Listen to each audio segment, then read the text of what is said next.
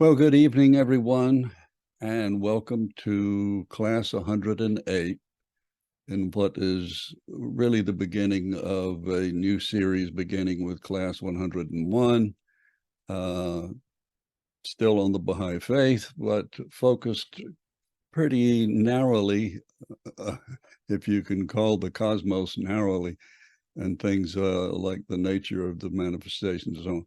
But a series of classes where we're going to deal with very critical questions that many of which are aligned with the attempt to see the unity between science and religion through the lens of the Baha'i teachings. And while I don't pretend to understand everything about cosmology or quantum physics, we do have in the writings some very specific statements about the size of the universe, and at least we can make some valid inferences, or I will attempt to make some inferences with which you may or may not agree. Of course, we all are individually challenged to study the writings and come up with our own ideas about what the intended meaning is, especially with those questions where there is no authoritative interpretation or explication of or elucidation of those particular passages. So tonight we're going to have the second class on the nature and powers of the manifestation. And then we, in our coming classes, are going to deal with some very basic questions on that list of 15 questions I shared with you. We've only answered completely about one of them, as I will show you. But we will attempt to deal with the rest of the questions remaining about the essential nature and powers of the manifestations tonight, and then we'll go into questions about the universe, about beginnings, if there is a beginning, and so on. So it should be very exciting. It is to me, and so I'm enjoying it very much. I hope you will too. So as I share my screen here, we will deal with the second class on the ontology of the manifestation. Again, the word ontology simply meaning the nature of the being of the manifestation, his essential reality. And as I reminded you last time, the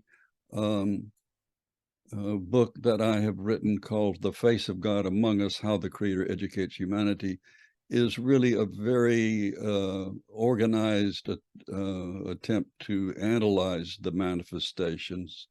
And as I also have told you, the work that I am trying to write and on which the lessons that we're going over are based is the mind of God and the structure of reality. Now, the homework is going to be for the next while to continue answering these questions that I put on the invitation and we looked at last time. The only question we've really answered, and I won't announce exactly when we've answered them. After we're through going through this, we'll go back over these.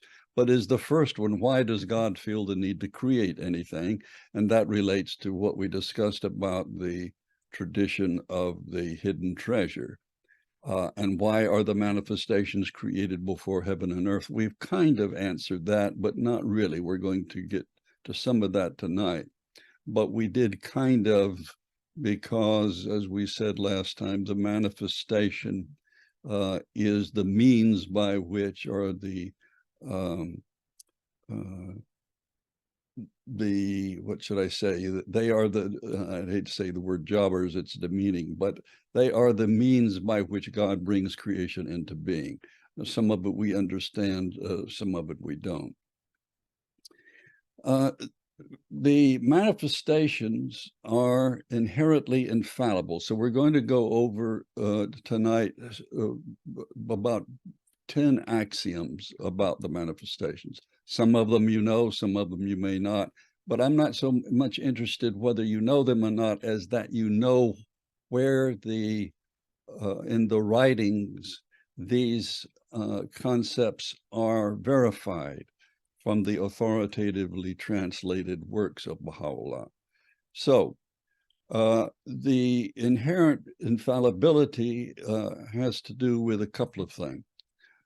This is from the tablets of Baha'u'llah. O thou who hast set thy face towards the realm on high and hast quaffed my sealed wine from the hand of bounteousness, know thou that the term infallibility hath numerous meanings and diverse stations. In one sense, it is applicable to the one whom God hath made immune from error. So there is your statement. Then the one whom God hath made is the manifestation, is free from error. Similarly, it is applied to every soul whom God hath guarded against sin, transgression, rebellion, impiety, disbelief, and the like. However, the most great infallibility, and that is an inherent infallibility, an innate infallibility. Baha'u'llah confers infallibility on Abdul Baha, who in turn confers infallibility upon Shoghi Effendi, the guardian. But the most great infallibility is confined to the manifestation, to the one whose station is immeasurably exalted beyond ordinances or prohibitions, and is sanctified from errors and omissions. In other words, he is a perfect individual. Indeed, he is a light which is not followed by darkness, and a truth not o'ertaken by error. And this is interesting here, and this is something we'll look at again. Were he to pronounce water to be wine, or heaven to be earth, or light to be fire, he speaketh the truth, and no doubt would there be about it. And unto no one is given the right to question his authority, or to say why or wherefore, meaning, in effect, as I understand what is said there, that whatsoever the manifestation says is the truth and is should be followed if it's an ordinance, and should be understood to be the truth if it is a statement about reality. The manifestations are omniscient. Now, what does omniscient mean? It means they are capable of knowing everything. Shoghi Effendi was asked several times, and this is a letter written on behalf of the House of Justice, during his ministry, to define the sphere of his operation and his infallibility. Because again, Shoghi Effendi was infallible because he was this was conferred upon him, this power was conferred upon him by Abdul Baha. The replies he gave, and which were written on his behalf, are most illuminating. He explains that he is not an infallible authority on subjects such as economics and science, nor does he go into technical matters, since his infallibility is confined to matters which are related strictly to the cause. Of course, he doesn't talk about much else, so everything he writes and has written for him about the cause is infallible. He further points out that he is not like the prophet, omniscient at will. So, in other words, his infallibility covers interpretation of the real revealed word and its application, but also he is infallible in regard to protection of the faith. Now, we could go into each of those subdivisions of his infallibility, but I'm more interested in the fact that we're focused on the manifestations, and they are omniscient at will, meaning they know whatever they want to know at any point they need to know it. Now, why is that? We're going to find later a statement that explains how they know everything intuitively. And tonight we're going to go to a slide that will do that. But first, let's get to some of their other powers, and capacities. The manifestations are the cause of creation. We looked at this one last time.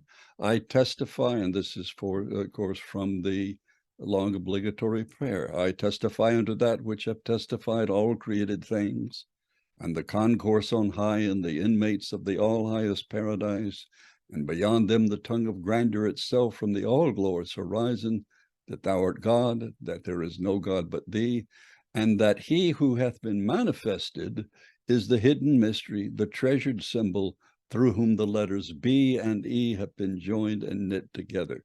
Now, this is my own understanding. This isn't authoritative, but I understand that to mean that the manifestation is the means by which the command be, uttered by God through the manifestation, causes creation to come into being.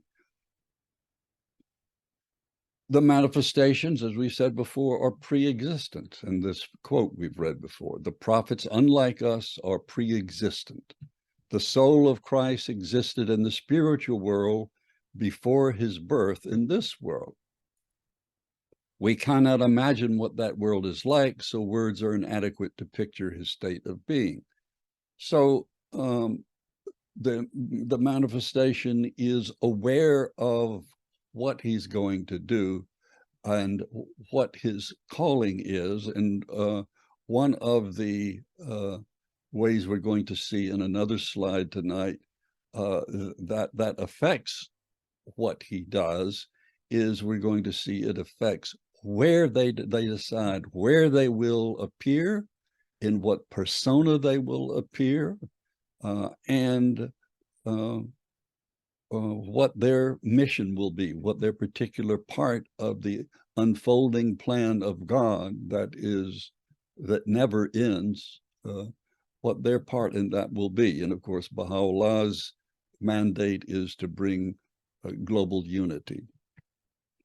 Ponder thereon, if thou be of them that tread this path, that all thou didst ask of this lowly one may be made plain unto thee, and that thou mayest abide within the tabernacle of this guidance. For he doeth whatsoever he willeth, and ordaineth whatsoever he pleaseth, nor shall he be asked of his doings, whilst all men will be asked of their every deed. Now, is this talking about God, or is this talking about the manifestation? I think it is both, and I think this is a passage that relates very strongly to a passage we've seen before, and we'll see again tonight, about the concept of essential unity, that everything the manifestations do and say and ordain is the same as if God himself has said it. Why are the manifestations intuitively knowledgeable about reality? Here is, if you will, a scientific or logical explanation of why the manifestations know everything. And what's important to me, in addition, about this quote, is what it says about how we know about ourselves.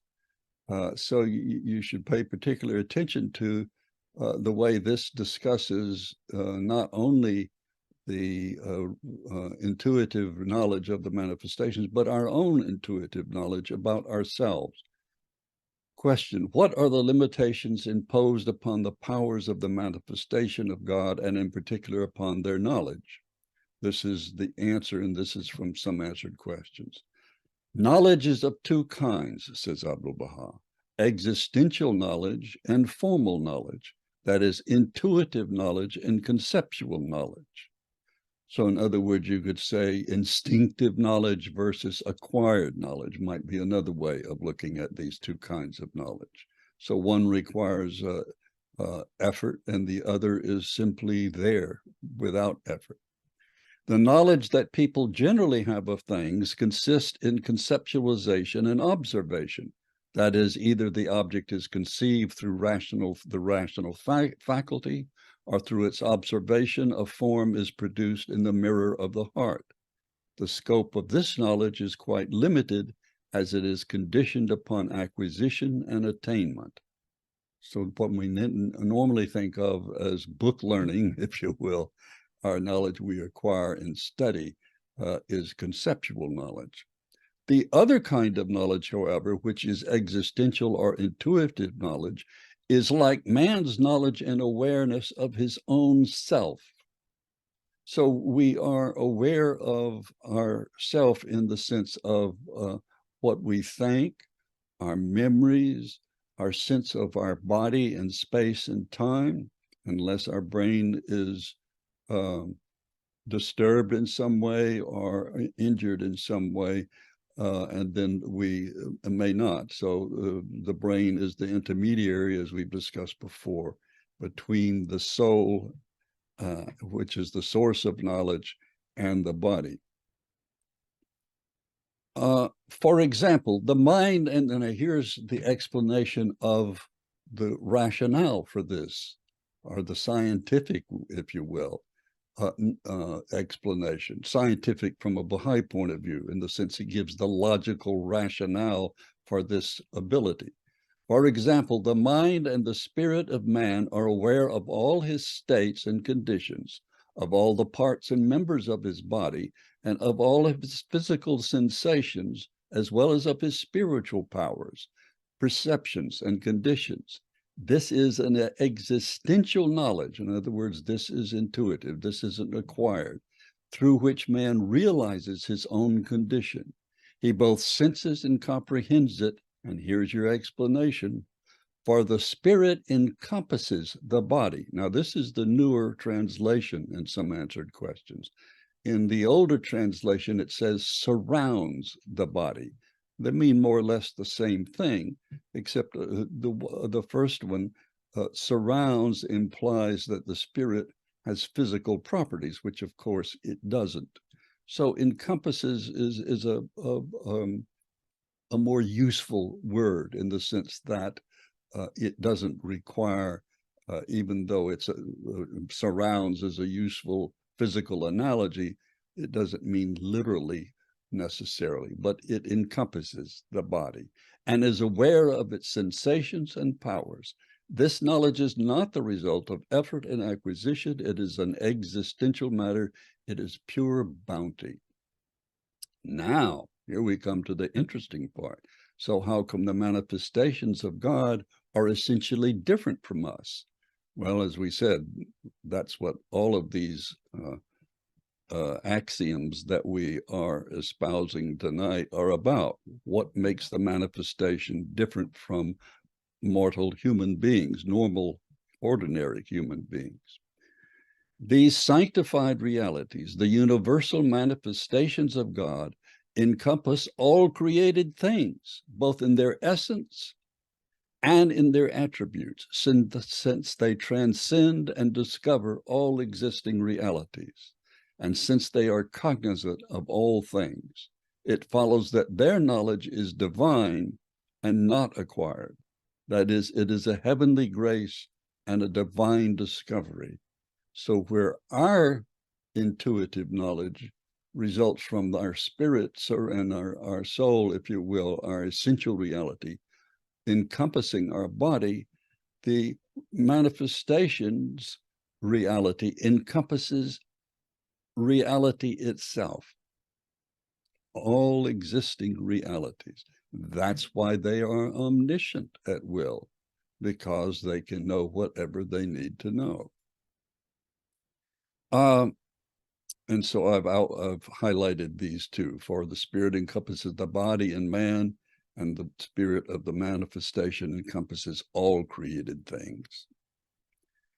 The manifestations are the means by which we know God. Well, of course, this is a common Baha'i statement, and it's not particularly new to you by any means, I'm sure.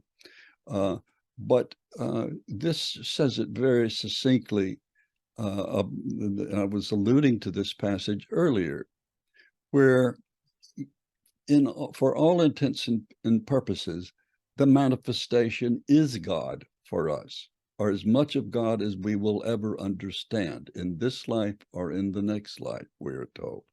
The essence of belief in divine unity consisteth in regarding him who is the manifestation of God and him who is the invisible, the inaccessible, the unknowable essence, meaning God, as one and the same. By this is meant that whatever pertaineth to the former, all his acts and doings, whatever he ordaineth or forbiddeth, should be considered in all their aspects and under all circumstances, and without any reservation, as identical with the will of God himself.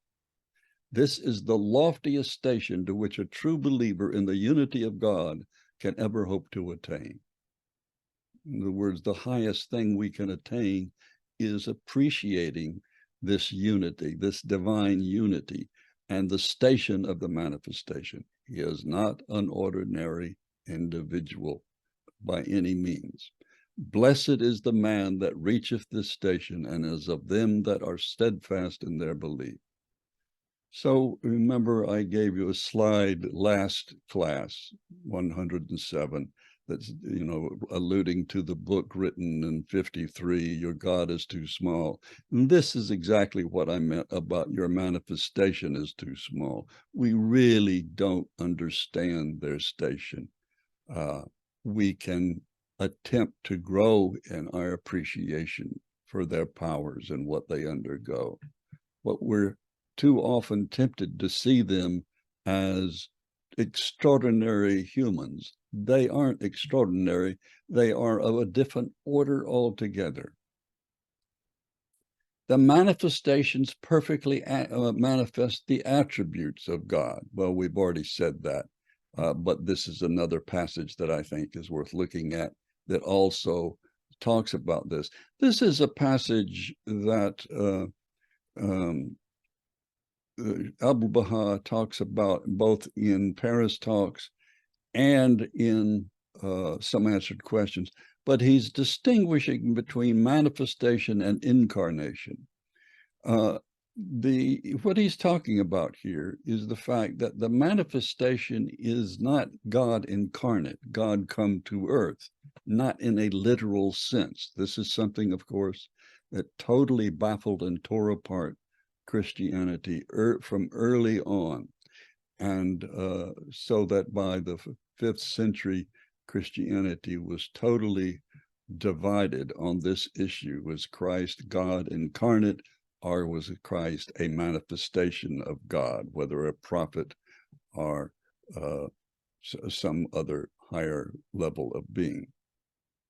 If you take the concept of the manifestation as it is explained by Baha'u'llah in the Igan and the rest of the Baha'i writings, and you substitute it for everything that Christ says about himself in the New Testament, suddenly everything he says that seems obscure, abstruse, and troubling makes perfect sense. So when he says, I am in the Father and the Father is in me, he's talking about this very concept of divine unity, even though he is not God. These sanctified mirrors, these daysprings of ancient glory, are one and all the exponents on earth of him who is the central orb of the universe, its essence and ultimate purpose. From him proceed their knowledge and power, from him is derived their sovereignty. The beauty of their countenance is but a reflection of his image, and their revelation a sign of his deathless glory. They are the treasuries of divine knowledge and the repositories of celestial wisdom. Through them is transmitted a grace that is infinite, and by them is revealed the light that can never fade. Even as he hath said, there is no distinction whatsoever between thee and them, except they are thy servants and are created of thee. This is the significance of the tradition, and I love this tradition. This is hadith from Islamic hadith. I am he himself, and he is I myself. And it goes on to say, except that he is he and I am I. So I hope you get that. In other words, he and I are the same, except that I am not him and he is not me. So the whole tradition goes, I am he himself, he is I myself, except I am I and he is he. I should have put the rest of it in. The manifestations devised the methodology for their revelation. they are not, and again, I've said this before because it's so important that we understand what we owe to them and what power they have. The fact that they not only devise the plan for their revelation, but that the words they speak, while inspired by the Holy Spirit, are their own devising, their own creativity, if you will. For no more convincing proof could be adduced, demonstrating the regenerating spirit animating the revelations proclaimed by the Bab and Baha'u'llah, than their power to transform what can be truly regarded as one of the most backward, the most cowardly and perverse of people into a race of heroes, fit to effect a turn in turn, a similar revolution in the life of mankind. Now, what he's talking about here is this passage here. In the light of this fundamental principle, it should always be borne in mind, or can it be sufficiently emphasized, that the primary reason why the Bab and Baha'u'llah chose to appear in Persia and make it the first repository of their revelation was because of all the peoples and nations of the civilized world, that race and nation had, as so often depicted by Abdu'l-Baha, sunk to such an ignominious depths and manifested so great a perversity as to find no parallel among its contemporaries.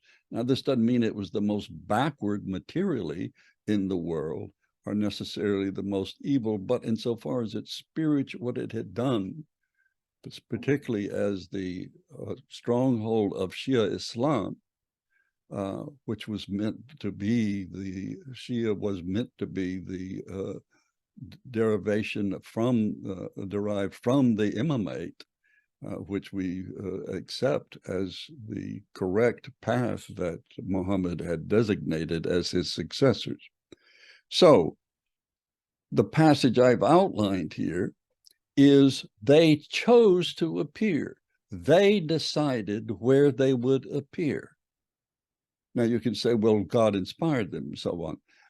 You can say and think whatever you wish. I understand this to mean that the manifestations are actively deciding where they will appear, what persona they will appear in, that will be most effective in doing what they need to do. And that's why in this previous side, they chose to appear in Persia, because it was and this is from the advent of divine justice.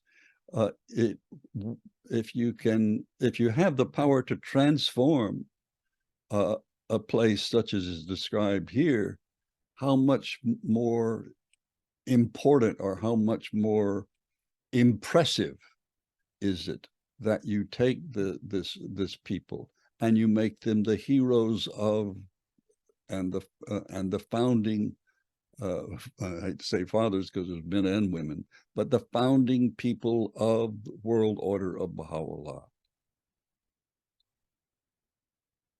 Here's another instance in which it is clear to me that the manifestations have free will. Again, that they're not just carrying out what they're instructed to do by God. It is God, who the Holy Spirit, that inspires them, but they decide what they will do. Now, this is a passage from God Passes By, where Baha'u'llah has been for 2 years in the mountains of Suleymaniye. And he ends up, of course, in the monastery there, or it's not a monastery, it's I forget what you call it, but at any rate, among a bunch of Sufis who have come to love and adore him and respect his knowledge. And he says in this that if it were left up to himself, he wouldn't go back, because he knows what has happened, that things have fallen apart, and that Mirza Yahya has done horrible things, both to Baha'u'llah's family and just where he was supposed to lead the Babi followers, he has just hidden himself away and done nothing. The tragic situation that had now developed in the course of his 2 years' absence now imperatively demanded his return. From the mystic source, he himself explains in the Kitab-i-Gan, there came the summons bidding us return whence we came. Now you'd say, well, then it's not his idea. It's not his choice. This is God telling him to return. Yeah, but he doesn't have to do it. Baha'u'llah tells us to obey his laws, but we don't always do it. But he does, surrendering our will to his. Now, what does that mean? That means there are two wills at work here, the will of God and his own will. So he submits to his injunction, to the will of God. By God besides whom there is none other God, is his emphatic assertion to Sheikh Sultan, who was the one that Abdul Baha had asked to go find Baha'u'llah, as reported not by Nabil in his narrative, but for my recognition of the fact that the blessed cause of the primal point was on the verge of being completely obliterated, and all the sacred blood poured out in the path of God would have been shed in vain, I would in no wise have consented to return to the people of the Bayan, and would have abandoned them to the worship of the idols of their imaginations had fashioned. So that's in God Passes by Shoghi Effendi.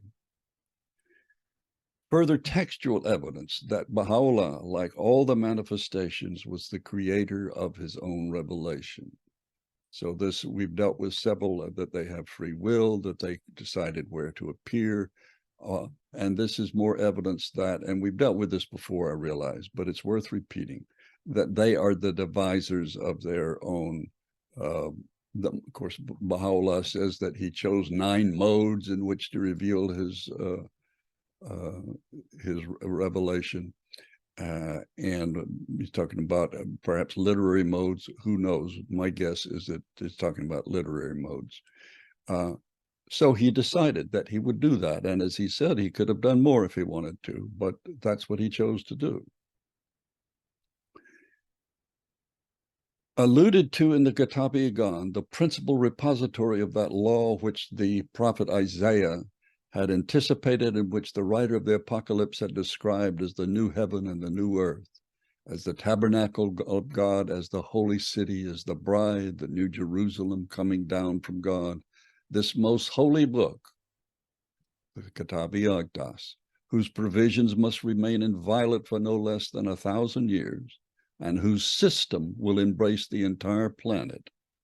So there's your structure, your plan for humankind, may well be regarded as the brightest emanation of the mind of Baha'u'llah. Here again, is he inspired by God? Yes, but it is Baha'u'llah himself who devises what the laws will be, what they should be, and how they will be articulated and defined.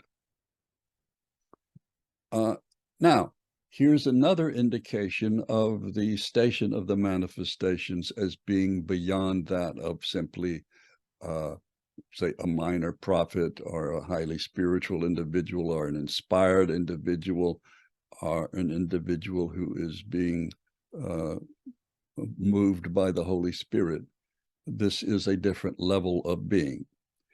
And he's aware of it prior to the event in the Sea of Shah, when he has what Shoghi Effendi calls the first intimations of his revelation.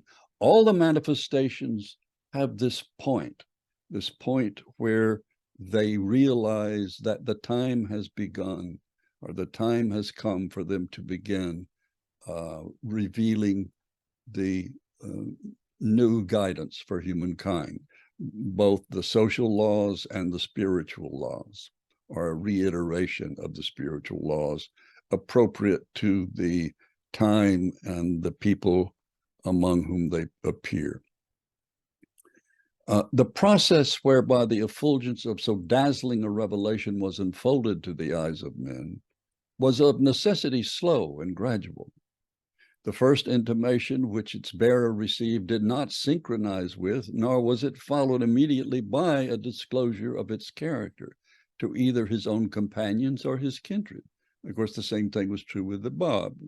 He had a vision in Karbala of the Imam Hussein, and it was a dream vision in which he drank the blood pouring from the mouth of the Imam Hussein. It sounds like a gory vision, but that was the first intimation of his revelation.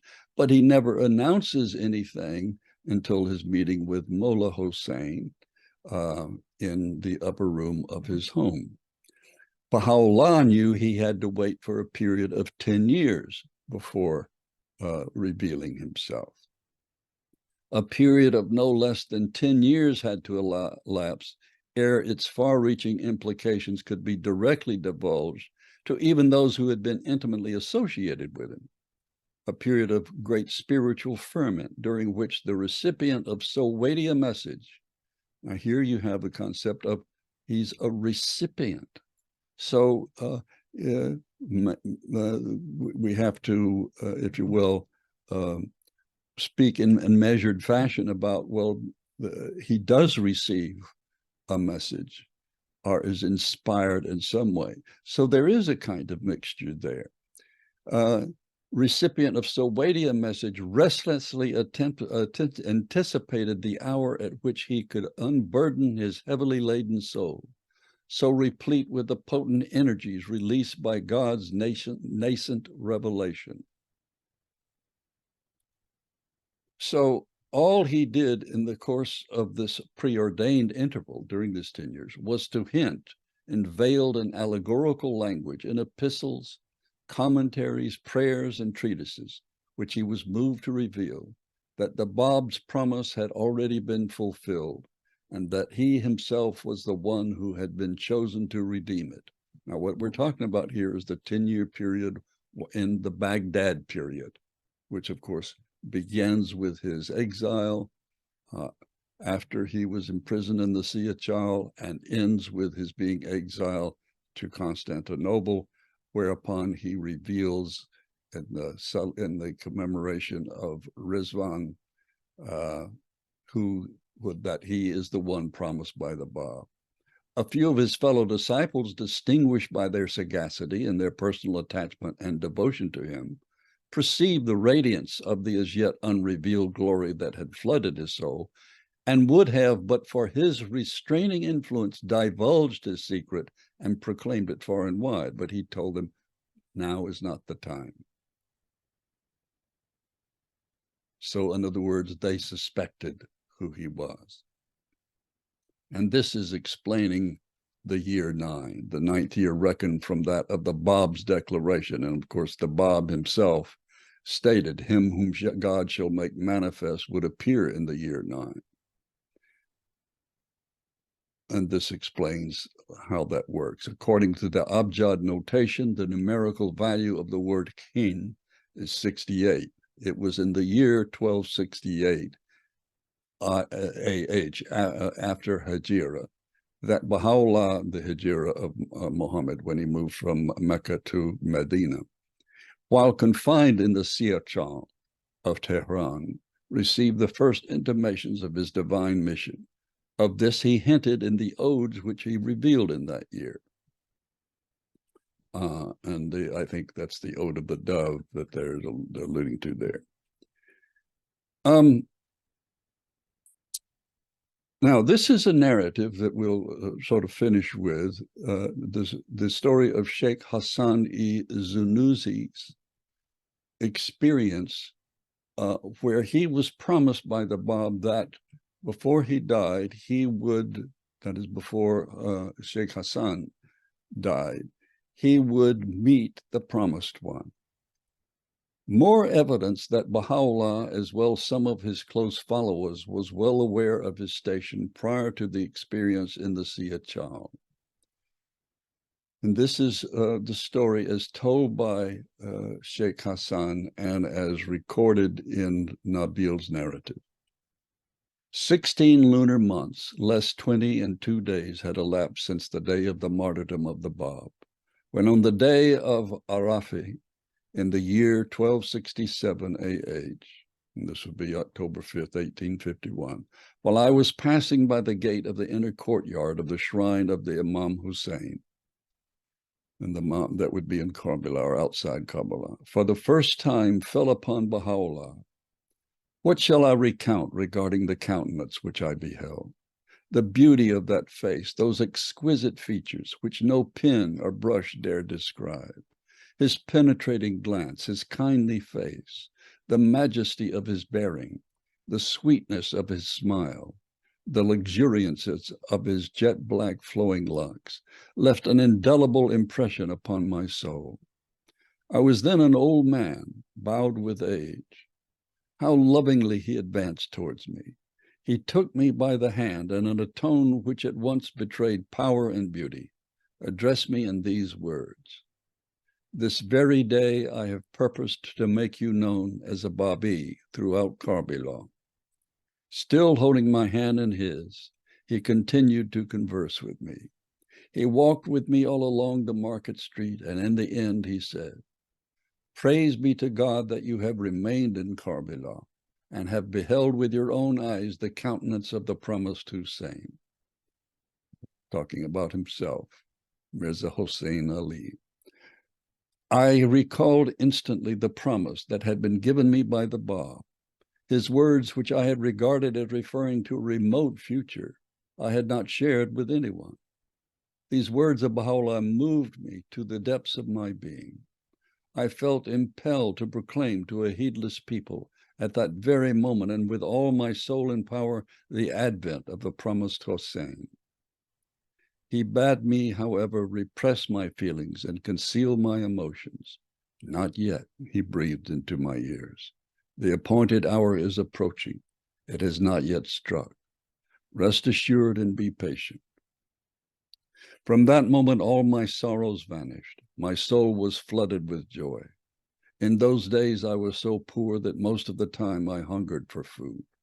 I felt so rich, however, that all the treasures of the earth melted away into nothingness when compared with that which I already possessed. Such is the grace of God, to whom he will, he giveth it. He verily is of immense bounty. So the final, or not the final for you and for me, but the final in this presentation, the concept of Baha'u'llah's power has to do with his power once he passed from his earthly abode and is no longer constrained by his physical appearance. And this is Shoghi Effendi referring to a statement made by Abdul Baha. Yet as the appointed center of Baha'u'llah's covenant, Abdul Baha, and the authorized interpreter of his teachings had himself later explained, the dissolution of the tabernacle wherein the soul of the manifestation of God had chosen temporarily to abide. Now, this is why I said earlier, the manifestation chooses where he will appear, knows what his mission will be, and here it's clear that he chooses the persona he will assume. Signalized its release from the restrictions which an earthly life had of necessity imposed upon it. Its influence no longer circumscribed by any physical limitations, its radiance no longer beclouded by its human temple, that soul could henceforth energize the whole world to a degree unapproached at any stage in the course of its existence on this planet. So in other words, the power of Baha'u'llah could now be fully released once he had been released from his associative relationship with the human persona he had chosen to abide with. And the final evidence of this same thing is a passage we've looked at or talked about in the Q&A before. And it's the last passage in The Promised Day Has Come, or one of the last in The Promised Day Has Come. And it says a number of things. First of all, it's talking about the fact that Baha'u'llah,